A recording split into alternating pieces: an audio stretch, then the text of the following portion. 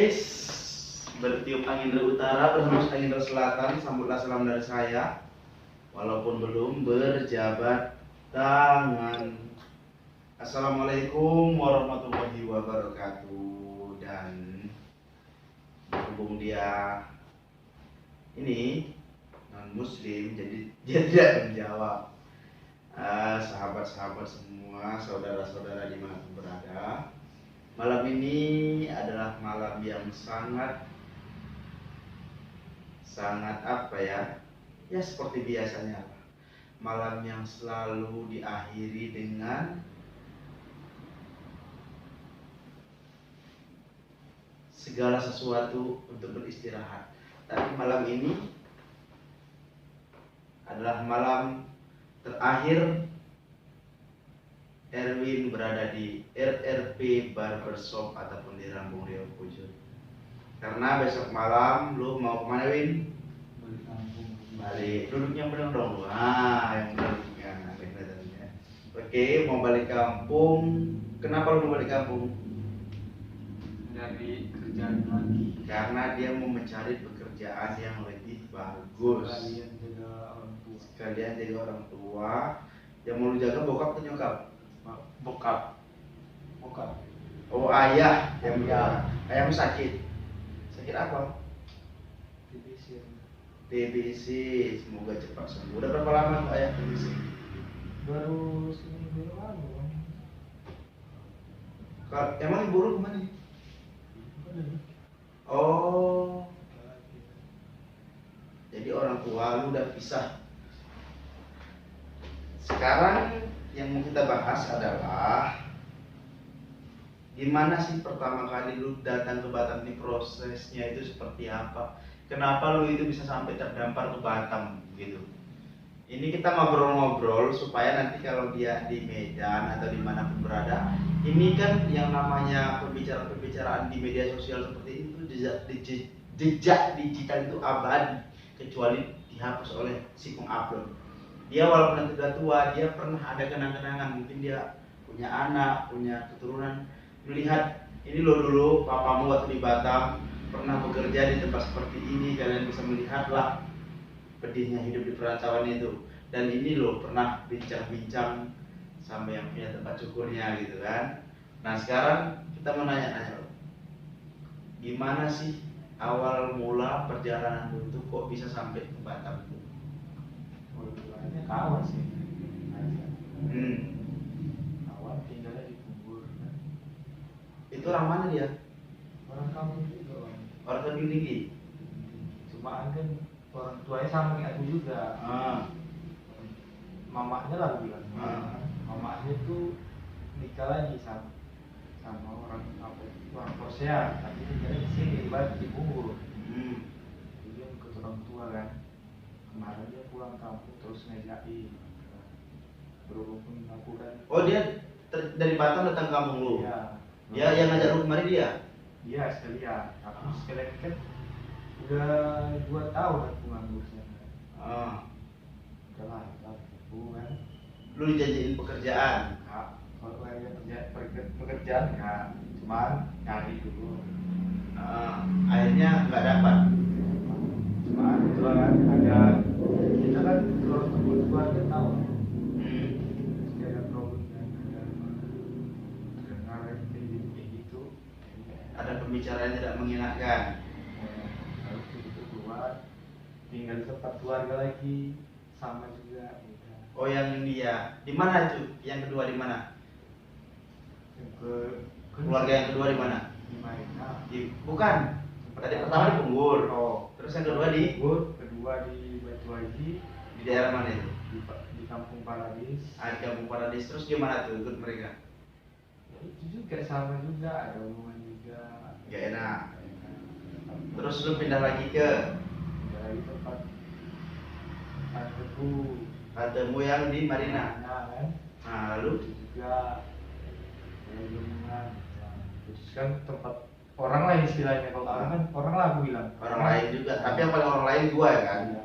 Mereka itu kan saudara lu. Kalau saudara lah kalau dekat. Kalau gua kan jauh. Jadi kalau gua bikin jahat pun gak masalah karena orang jauh ya kan. Iya. Oke, tapi nggak boleh begitu juga. Nah sekarang gini nih, berarti lu udah berapa lama di Batam ini sebenarnya? 6. 6 bulan. Baru 6 bulan lu Batam. Oh, sebelum lu ke Batam lu udah merantau kemana aja? Pertama kali tamat ke Medan. Cuman asal usul kan dari Tebing Tinggi. Pertama ke Medan, setelah itu ke Kalimantan Selatan. Ada Kalimantan Selatan ke Pekanbaru. Setelah itu baru ke Batam. Oh, udah pernah ke Pekanbaru juga? Di mana? Tamtin. Tamdi. Tamtin itu daerah ya, Mahato tepatnya. Oh, Mahato, itu daerah arah Kelokan Hulu, Pasir Pangarayan itu. Wah, jadi udah sampai ke situ. Dulu kerja apa lu di sana? Itu dulu kerja. Sawit? Enggak, lidi. Lidi. Bikin sabun lidi. Iya. Sebelum lu Mahato tapi lu Kalimantan dulu. Kalimantan dulu. Di Kalimantan mana? Kalimantan Selatan.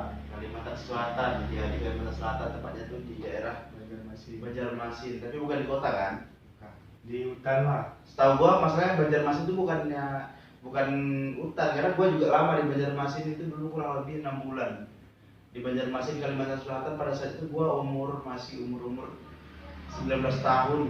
Itu di Banjarmasin gua sering bolak-balik Palangkaraya Banjarmasin pada saat itu. Kalau Palangkaraya Kalimantan Tengah, Pontianak. Yang paling dekat itu memang Banjarmasin ke Palangkaraya itu 4 jam cuman. Tapi kalau misal Pontianak itu jauh. Samarinda, Balikpapan itu jauh. Beda banget. Nah, sekarang yang jadi pertanyaannya adalah awal mula lu merantau emang bokap lu ngizinin? Kalau bapakku itu, aku orangnya dibebaskan. Dari dulu aku bebas karena kan dia tahu cemana aku besarnya, tubuhnya cemana. Lu emang berapa tuh lu dari umur berapa sih orang tua lu pisah lu dari umur berapa? Dari kelas 5 SD, berarti 11 tahun. Dari lu kelas 5 SD orang tua udah pisah ayah ibu? Bisa. Dan lu ikut bokap? Makanya lu lebih cenderung condong ke ayah? Ya juga sih bang. Aku ibarat gini bang. Aku sama orang itu dua sama-sama marah. Nah, itulah aku bilang sama bapak, pernah bilang kan, aku berdamai sama diriku. Itu pas kelas 2 SMA. Itu baru berdamai. Semenjak situlah kan, tahu dari duit, tetap bantu bapak kan. Disitulah dia berpikir anaknya dewasa. Jadi itulah asal usulnya aku dikasih kemana pun dikasih. Mana pun dikasih mau merantau, dia udah tahu sifat mana. Kayak gitu juga sama mamaku ini sekarang ini udah tahu sifat mana. Jadi kalau kayak mana pun ceritanya aku bilang di mana pasti dikasih. Jadi kemarin waktu lu merantau ke Batam tuh dengan alasan apa lu? Cari kerja. Begitu nyampe ke Batam lu gak ada pekerjaan. Karena lu kan tamat sekolah, kenapa lu gak bisa mendapatkan pekerjaan? Lu tamat punya ijazah. Itulah bang aku bilang kan, info banyak karena kan sekarang kan secara online, jadi ngisi ya kayak gitu. Dulunya nggak ada panggil, sekarang itulah. Lu nggak pernah di Batam cari kerja apa gitu? Kerja di nyari bengkel, pernah diajakin kan, ada juga di Punggul keluarga bengkel kan.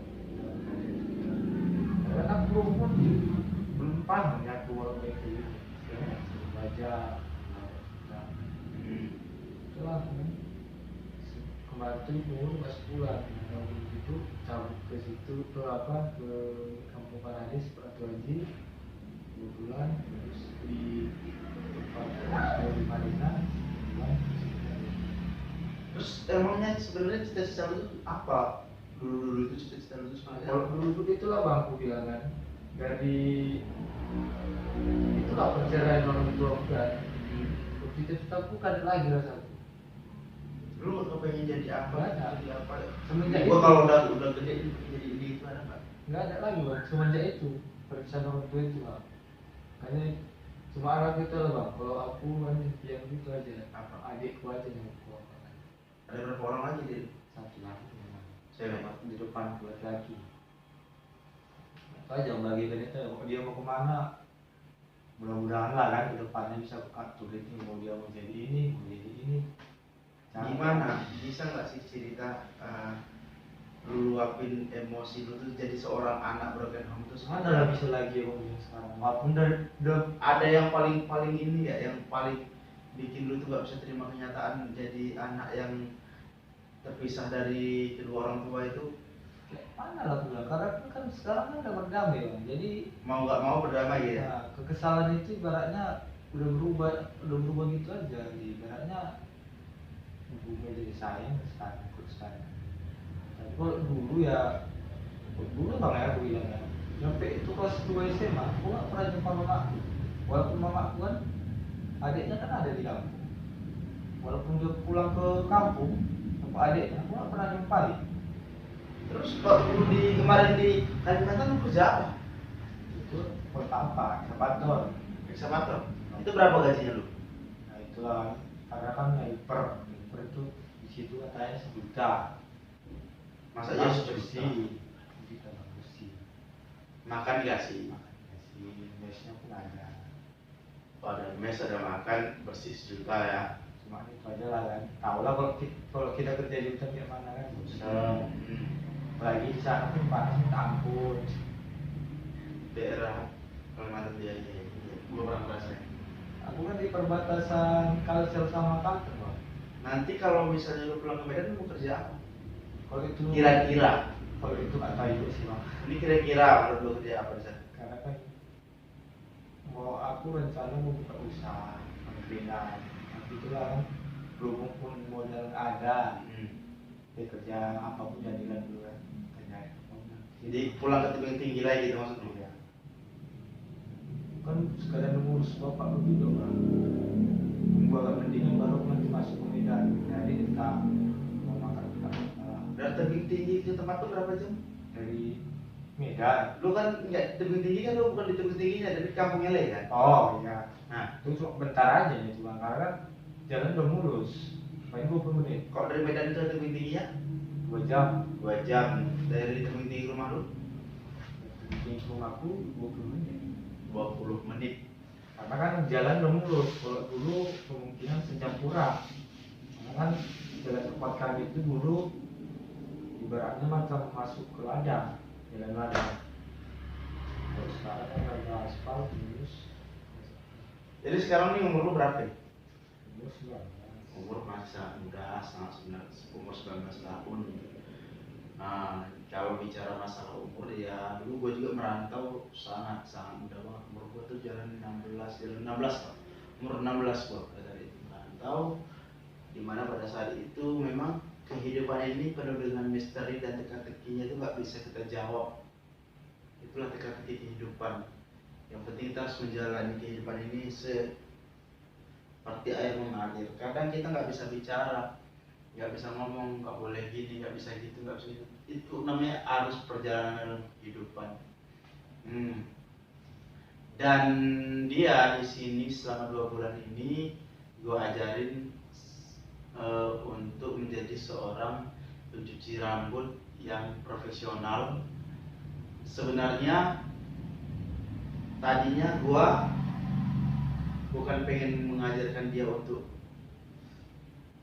sebenarnya dia memang gue jadiin jadi pencuci rambut. Sebenarnya gue pengennya dia itu jadi pencukur, tapi karena memang gue nangkep langsung omongan dia. Ada satu kalimat dia ngomong gue, di mana kata-kata dan kalimat itu membuat gue sangat trauma.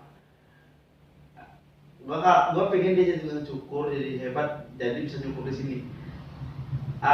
Gue selalu bilang, orang kalau misalnya dia udah bisa cukur, takutnya dia langsung udah bisa dia pergi kabur. Kadang-kadang gue ingin melihat seperti apa ini orang ini, namanya kesungguhan orang ini dan pengorbanan orang ini terhadap gue gitu. Dan gue dengar dia ngomong sendiri kan, biasa itu Bang, orang kalau udah bisa nyukur pasti pergi kabur. Nah pas dari dia ngomong kayak gitu, gua ini orangnya tipe-tipenya seperti itu. Ketika gua dapat selahnya, oh udah dapat gua selahnya ini, alhasil gua nggak akan ada dia cukur sampai gue bener-bener mendapatkan apa yang gue inginkan dari lo gitu. Walaupun sebenarnya kalau gue sama dia di sini tuh dia tidak sistem digaji sama saya, dan tidak juga gue kasih apa, dia tuh sistemnya sama saya itu sebenarnya itu kalau kata gue tuh gue nggak ngambil apa-apa dari dia tuh hanya mengambil untuk dia diri sendiri aja. Kalau gue untuk gue, cuman kita nggak bisa kasih tahu kayak gimana presentasinya. Cuman kalau misalnya mencukur rambut itu, kalau ada tamu untuk gua segini, kalau dia yang melakukan pencucian untuk dia segitu gitu. Jadi dengan kata lain itu sebenarnya itu dia itu di sini itu nggak digaji, nah, tidak digaji, dan tidak juga dia itu apa namanya, nggak digaji, nggak juga di awal-awalnya memang saya membantu, saya kasih dia uang makan, tapi setelah berjalannya lanjut lagi saya nggak kasih karena dengan pertimbangan tertentu. Karena menurut saya pun dia di sini pun saya kan nggak ambil uang dia juga, duitnya buat dia gitu. Nah, cuman karena itulah saya merasa kalau nanti dia nggak bisa cukur rambut, dia kabur juga dari sini. Makanya saya nggak ajarkan, tapi menurut gue dia ini walaupun nggak diajar cukur rambut, menurut gue dia tidak bisa cukur rambut. Kalau dia teliti, dia duduk di sini, dia duduk di situ melihat di belakang gua. Meskipun gua nggak mengajarkan dia secara formal, basic teknik ataupun pola-pola tertentu dari awal sampai akhir, seharusnya kalau dengan cara dia yang seperti ini seharusnya dia udah bisa cukur. Nah sekarang gua nanya sama lu, menurut lu udah punya kemampuan